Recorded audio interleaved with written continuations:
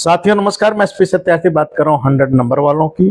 कुछ लोग अपने को विद्वान समझते हैं और रोते रहते, कहते हैं कि हम 100 नंबर लाते हैं, 80 नंबर, 90 नंबर, फिर भी नौकरी नहीं पाते।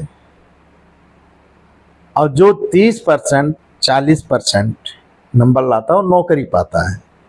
तो आइए हम जानने की कोशिश करते हैं, इसके तह तक जाते हैं साथियों कि सच्चाई क्या है, गलत फहमी में आखिर है कौन, 100 नंबर वाला या 30 और 40% जिसके मार्क्स आते हैं उसका। साथियों एक चीज़ मैं बता दूं, 100% नंबर ला करके ये IIT, नीट, UPSC यानी सरकार की जो सर्वश्रेष्ठ परीक्षाएं होती हैं, उच्च शिक्षा, उच्च सर्विस, उस पे ये क्रैश नहीं कर पाते हैं और लाते 100 नंबर हैं।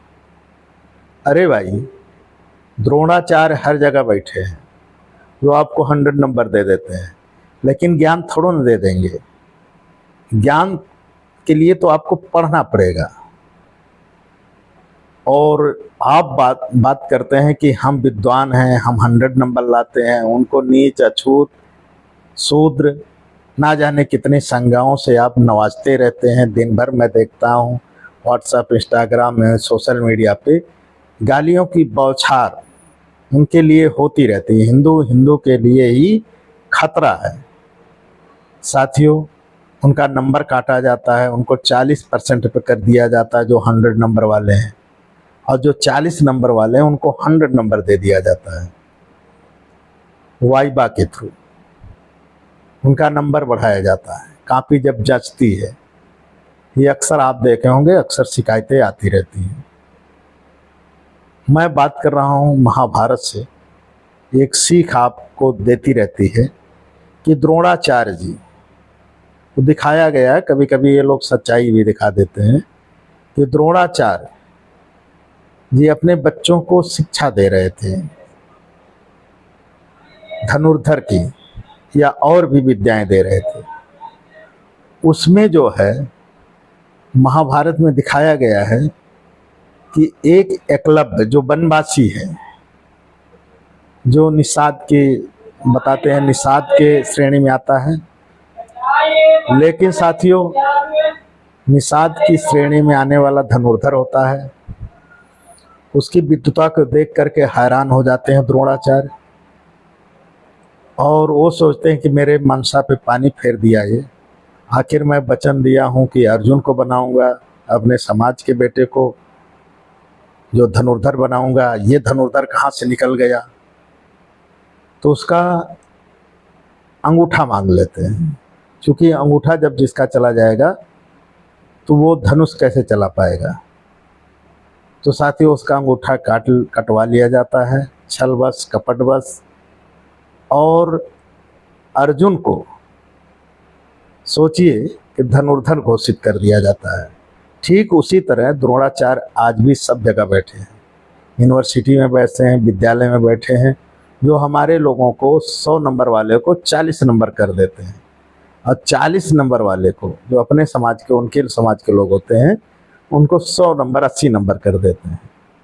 दे तो देते हैं नंबर, लेकिन जैसे ही प्रतियोगी परीक्षाएं होती हैं उसमें 100 नंबर वाले फेल हो जाते हैं, जिनको 100 नंबर कर दिया जाता, 80 नंबर कर दिया जाता है। अरे भाई, नंबर तो बढ़ा दोगे लेकिन ज्ञान थोड़ो दे पाओगे, ज्ञान तो पढ़ने से आएगा। और जो 40-60 नंबर पे आते हैं वो कैसे पास कर जाते हैं, उनका रियल नंबर होता है, उनको घटा दिया जाता है, 80 से 60 पे कर दिया जाता है, 40 पे कर दिया जाता है, लेकिन वो पढ़ के जाते हैं इसलिए पास कर जाते हैं। और ये दुख उनको, ये बवासीर के रूप में उभरता रहता है उनको कि हम 100 नंबर लाए थे। ये नहीं उनको मालूम कि आपका नंबर बढ़ाया गया था। बेटा पढ़ लो, रियल जिंदगी जियो, हवा में मत कूदो। इतने बड़े विद्वान थे तो आज तक आइंस्टीन पैदा नहीं कर पाए, राइट ब्रदर नहीं पैदा कर पाए, जेम्स वाट आपके खानदान में नहीं हो पाया, आपके समाज में, जिसकी वजह से दुनिया आज सुख का अनुभव कर रही है। यात्राएं कितनी कठिन थी, जेम्स वाट ने ट्रेन बना करके दे दिया, लाखों लोगों की नौकरियां, जीविका चल रही, आवागमन के साधन सुलभ हो गए। कितनी कठिन जिंदगी थी। उसका भी इतने बड़े विद्वान थे, तो समझ लीजिए जेम्स वाट वैज्ञानिक अंग्रेज था, आपके में नहीं पैदा हो पाया। कितने बड़े आप वैज्ञानिक थे। राइट ब्रदर जो हवाई जहाज बना दिया, सोचिए आज आप चिड़ियों की तरह उड़ रहे हैं, वो भी आप नहीं बना पाए। और कहते हैं हम बड़े विद्वान थे, विद्वता की गाथा कहते रहते हैं, विद्वता की गाथा गाते रहते हैं, लेकिन आप राइट ब्रदर नहीं पैदा कर पाए।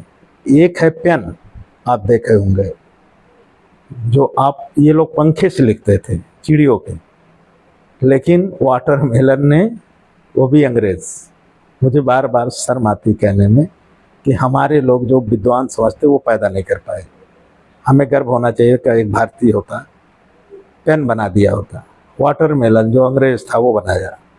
साइकिल जिससे शुरुआत की हम लोग चलने की, मोटरसाइकिल चलाने की, साइकिल जो है मैक मिलन ने बनाया। मैक मिलन कौन था? अंग्रेज था। आप जितने विद्वान उठा लीजिए, कंप्यूटर से लेकर के पंखा से लेकर के सब अंग्रेज मिलेंगे। अंग्रेज धर्म को नहीं, वो विज्ञान को महत्व देते हैं। इसलिए आपने देखा होगा 1835 में जब यहाँ पर क्या नाम है उसका, लॉर्ड मैकाले आया, वो जो है शिक्षा पद्धति लाई और उसने शिक्षा में अंग्रेजी और विज्ञान को सिलेबस में शामिल किया। हम विरोध करते रहे विज्ञान का।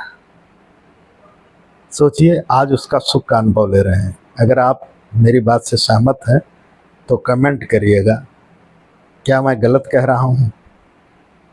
है हम विद्वता की गाथा बहुत गाते हैं, अपने लोगों को ही नीचा दिखाते रहते हैं। हिंदू हिंदू का ही दुश्मन बना पड़ा है।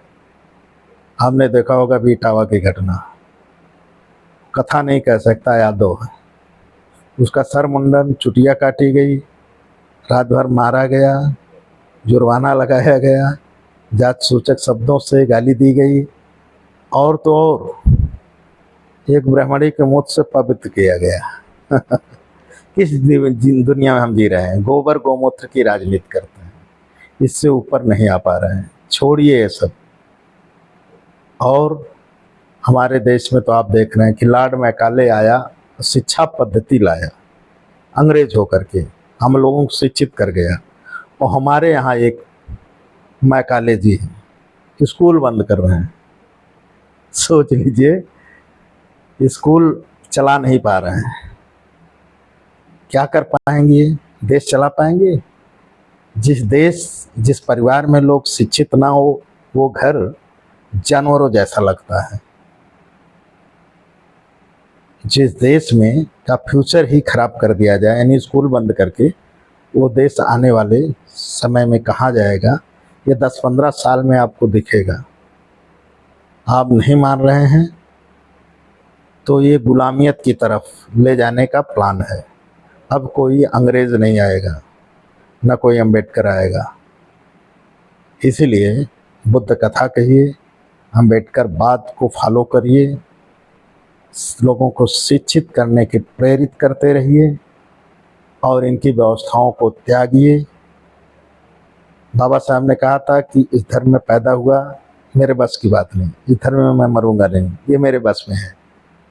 तो साथियों, बाबा साहब के विचारों को फॉलो करिए और तीव्र विरोध करिए। शिक्षा जरूरी है, गांव-गांव स्कूल खुलना चाहिए। प्रौढ़ शिक्षा आप जानते हैं, ये अंग्रेजों की देन थी, जिसको छनन सिद्धांत कहते हैं। लेकिन एक हमारे मैकाले साहब हैं, स्कूल बंद कर रहे हैं, चला नहीं पा रहे हैं। तो मंदिर चाहिए, धर्म की बात करेंगे। बहुत सी ऐसी बातें आती रहती, जो जैसी शिक्षा लेता है उसी उसकी विचारधारा होती है। कि साथियों हमारी बात कैसी लगी। यदि हमारा चैनल देख रहे हैं तो सब्सक्राइब कर लीजिएगा। फिर इसी जज्बात के साथ आपके बीच उपस्थित होऊंगा। नमो बुद्धाय, जय हिंद, संविधान जिंदाबाद।